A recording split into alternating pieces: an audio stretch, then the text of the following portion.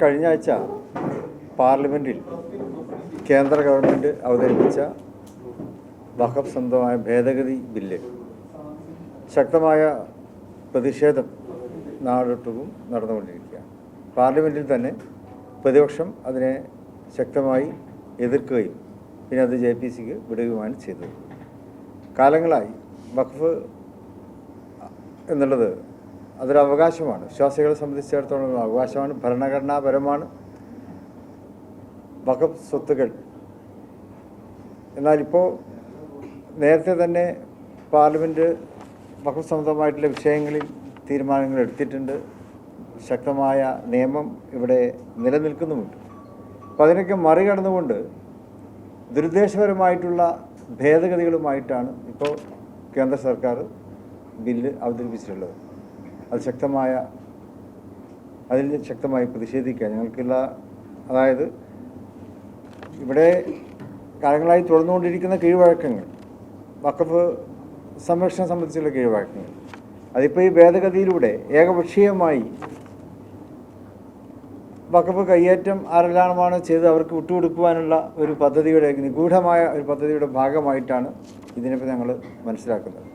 ജനാധിപത്യ വിരുദ്ധമാണ്, ഭരണഘടനാ വിരുദ്ധമാണ്. രാജ്യത്തിൻ്റെ ഫെഡറൽ സംവിധാനത്തിന് തന്നെ നിരക്കാത്ത രീതിയിലാണ് കേന്ദ്ര ഗവൺമെൻറ് ഇപ്പോൾ ഈ ബില്ലുമായിട്ട് മുന്നോട്ട് വന്നിട്ടുള്ളത്.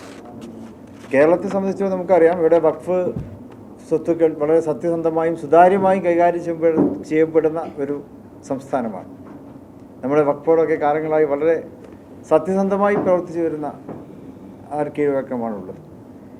എന്നാൽ ഇതിപ്പോൾ കേരളത്തെ മാത്രം ബാധിക്കുന്നില്ല, രാജ്യത്തെ മുഴുവനും ബാധിക്കുന്ന ഒരു പ്രശ്നം എന്നുള്ള നിലക്ക് തന്നെ ഇവിടെ കേരളത്തിലെ മുസ്ലിം സംഘടനകൾ ഇത്തരം വിഷയങ്ങൾ വരുമ്പോൾ എപ്പോഴും മുസ്ലിം സംഘടനകൾ ഒരുമിച്ചിരിക്കുകയും കൂട്ടായി ആലോചിക്കുകയൊക്കെ ചെയ്യാറുണ്ട്. അപ്പോൾ അതിൻ്റെ ഒരു പശ്ചാത്തലത്തിലാണ് ഇന്നും ഇവിടെ എല്ലാ മുസ്ലിം സംഘടനകളും കൂടി ഈ കാര്യങ്ങൾ ഇവിടെ സജീവമായി ചർച്ച ചെയ്തത്. അതിൻ്റെ അടിസ്ഥാനത്തിൽ നമ്മളൊരു പ്രമേയം ഇവിടെ അവതരിപ്പിക്കുകയാണ്. അതോടൊപ്പം ആമുഖമായിട്ട് പറയാനുള്ളത്, വയനാട്ടിലെ നമുക്ക് വേദനിപ്പിച്ച, നമുക്ക് ഞെട്ടിച്ച ആ ദുരന്തം, അതിൽ ശക്തമായ ദുഃഖം രേഖപ്പെടുത്തിക്കൊണ്ടാണ് ഈ യോഗം ആരംഭിച്ചത്. അതിൽ മരണം സംഭവിച്ചവർക്ക് വേണ്ടി പ്രാർത്ഥിച്ചു. അതുപോലെ തന്നെ അവിടെ ദുരിതാശ്വാസ പ്രവർത്തനങ്ങളും അതുപോലെ തന്നെ പുനരധിവാസ പ്രവർത്തനങ്ങളും അത് ഗവൺമെൻറ്റിൻ്റെ തലത്തിൽ നടക്കുന്നുണ്ട്. സന്നദ്ധ സംഘടനകളൊക്കെ നടത്തിക്കൊണ്ടിരിക്കുന്നുണ്ട്. ആ പുനരധിവാസ പ്രവർത്തനങ്ങൾക്കെല്ലാം പിന്തുണ രേഖപ്പെടുത്തിക്കൊണ്ടാണ് നമ്മളിപ്പോൾ ഇതിൻ്റെ ഈ യോഗം ആരംഭിച്ചിട്ടുള്ളത് എന്ന് കൂടി നിങ്ങളെ അറിയിക്കുകയാണ്.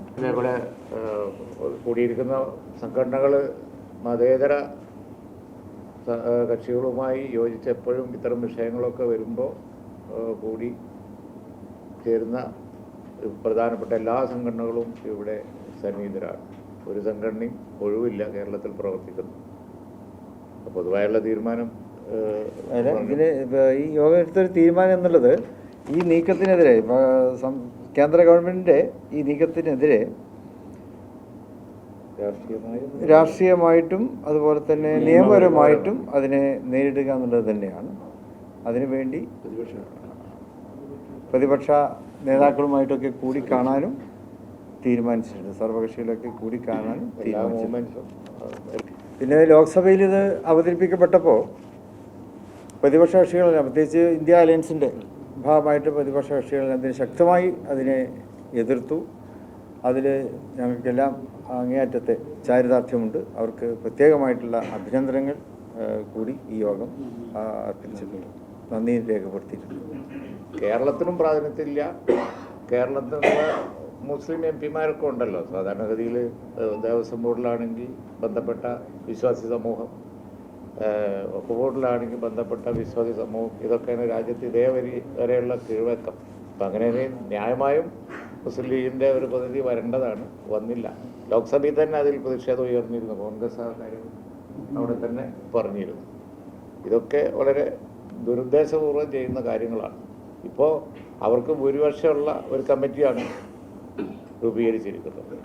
മാത്രമല്ല അധികാരം അവസാനം കലക്ടർക്കാണ് എന്ന് പറഞ്ഞാൽ ഗവൺമെൻറ്റിനാണ്.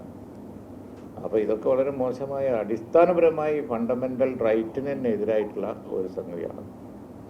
മൗലികാവകാശത്തിനെതിരായിട്ടുള്ള ഒരുപാട് കാര്യങ്ങൾ വരികയാണ്. അതിൽപ്പെട്ട ഒന്നാണ് ഇപ്പോൾ വന്നിരിക്കുന്ന ഈ ഒക്കപ്പ് ഭേദഗതി. ഭരണഘടനാ നിർമ്മാണം നടത്തിയവരൊക്കെ വളരെ ഭാവനാപൂർവം ഇതൊക്കെ വളരെ സെക്യൂറായിട്ട് ചെയ്ത കാര്യങ്ങളാണ്. പക്ഷേ അതൊക്കെ ഇപ്പോൾ ഇടപെടുകയാണ്. ഇന്ന് ഒരു കമ്മ്യൂണിറ്റി നാളെ വേറെ കമ്മ്യൂണിറ്റി ആയിരിക്കും. അതുകൊണ്ടാണ് മതേതര കക്ഷികളൊക്കെ ഇതിനെ ശക്തിയായിട്ട് പാർലമെൻറ്റിൽ എതിർക്കുന്നതും BJP-യുടെ കൂടെയുള്ള കക്ഷികൾക്ക് തന്നെ ഈ നിയമം ദഹിച്ചിട്ടില്ല എന്നാണ് അവരുടെ എതിർപ്പ് കൂടി ഇടയ്ക്ക് പ്രകടമായി ഞങ്ങൾ മനസ്സിലാക്കുന്നത്.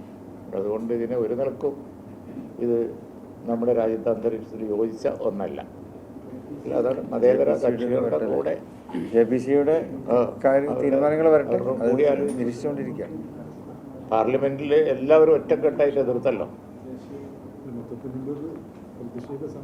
പിന്നെ ക്യാമ്പയിനും രാഷ്ട്രീയമായും നിയമപരമായും എന്ന് പറഞ്ഞതുകൊണ്ട് പരിപാടികൾ ആസൂത്രണം ചെയ്ത് അതേ സമയത്ത് പറയാവുന്നതേ ഉള്ളൂ. ഇപ്പോൾ ദക്ഷിണ കേരള ഒരു പരിപാടി അവിടെ നടത്തുന്നുണ്ട്, ഒരു സംഘടന അവിടെ അവരെല്ലാവരെയും കൂട്ടി ശ്രീ പ്രേമേന്ദ്രൻ ഉദ്ഘാടനം ചെയ്യണമെന്ന് പറഞ്ഞു. അതേപോലെ നാളെ ആലോചിക്കാം. അല്ല, ഇതിപ്പോൾ JPC എന്ന് പറഞ്ഞാൽ പിന്നെ JPCയും കഴിഞ്ഞിട്ടേ നിയമമാവുള്ളൂ. അപ്പോൾ ചോദ്യം ചെയ്യേണ്ടത് ഏത് ഘട്ടത്തിലാണ് എന്ന് നിയമജ്ഞരുമായി കൂടി ആലോചിക്കേണ്ടതുണ്ട്. ഒക്കഫ് കയ്യേറ്റത്തിനെതിരായി അതിന് പ്രൊട്ടക്ഷൻ കൊടുക്കുന്ന നിയമം വേണമെന്ന് രാജ്യത്ത് എപ്പോഴും ഉയർന്നു വന്നിട്ടുള്ള ഒരാവശ്യമാണ്. അങ്ങനെ ഒരു നിയമം പ്രപ്പോസൽ ഉണ്ടായിരുന്നു നേരത്തെ. അത് കയ്യേറ്റം വെപ്പിക്കാനാണ്. ഉള്ളതും കൂടി കയ്യേറിയത് നിയമവിധേയമാക്കാനല്ല.